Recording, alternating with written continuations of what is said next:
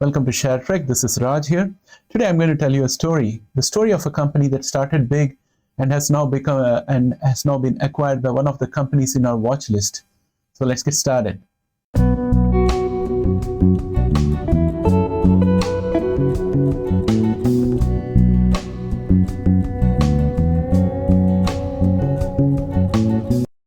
Welcome back, friends. This is the story of Zymergen, which recently was acquired by Ginkgo Bioworks.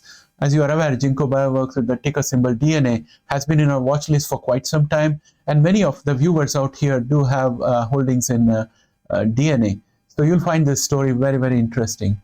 Let's start off with Zymergen because that's where the actual story is. Zymergen is a California-based biotechnology company that specializes in machine learning, big data, and AI.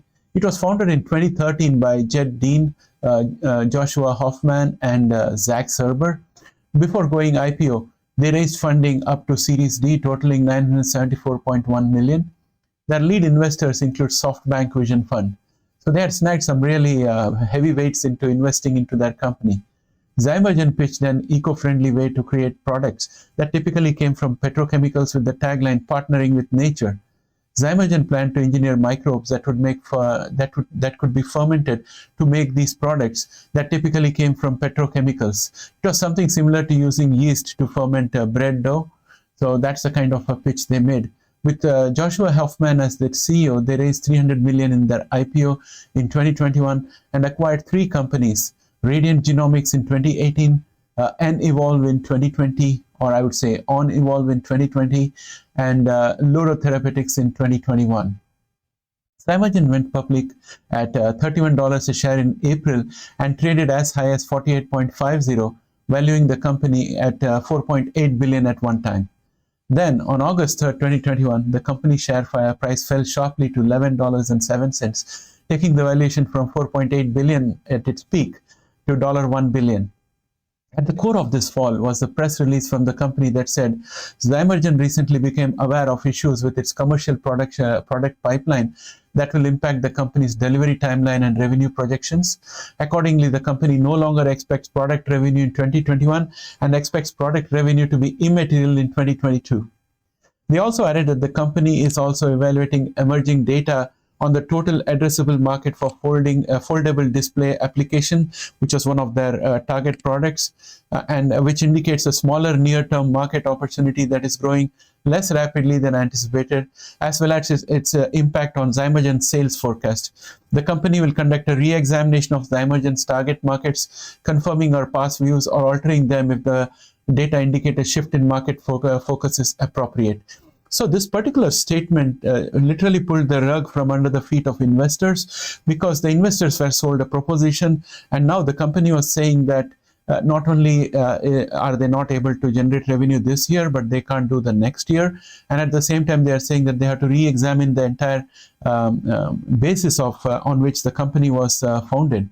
And in the same press release, Zymergen also announced that Jay Flatley has been appointed acting CEO, effective immediately. Flatley's appointment followed the mutual decision by Zymergen and Josh Hoffman that Hoffman will step down as CEO and as a board member effective immediately. The company's board of directors will commence a search process to identify a permanent CEO.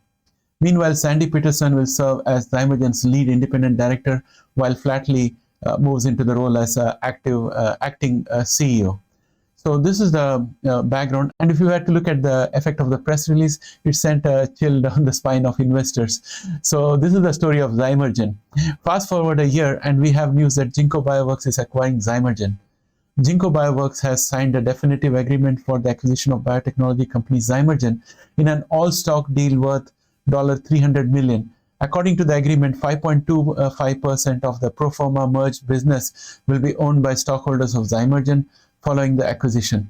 With the acquisition, Ginkgo intends to incorporate key automation and software technologies of Zymergen to mount strain engineering capability into its foundry. This comprises machine learning and data science tools of Zymergen to study known and unknown genetic design spaces. And guys, as you know, Foundry is the actual factory for DNA, where once they have identified a DNA design, they would mass produce the organism in the Foundry. So this is how it fits in. Subject to necessary closing conditions and approvals, the deal is anticipated to conclude in the first quarter of next year. And meanwhile, Zymergen chairman and acting CEO Jay Flatley said, at Zymergen, our team has built a world-class and innovative technology platform which will complement Ginkgo's cell programming capabilities. And also, Zymergen is in the process of rationalizing its headcount and becoming slimmer as the acquisition continues to go towards its conclusion. Well, friends, I'm not sure how many of Ginkgo shareholders actually knew that Zymergen was what Zymergen was and consciously voted for the acquisition. Do we have any DNA shareholders in this community? I would like to ask you if you knew about the background of Zymergen, and did you know about this merger, and did you do your homework before voting? Or if you did not bother to vote. I'm really curious. I would like you to put in the comments below what you think about this story. That's all for today, my friends. And if you like this video, please do not forget to press the like button. And in case you have not yet subscribed, please subscribe and help us grow this channel. Thanks and have a great day. Bye for now.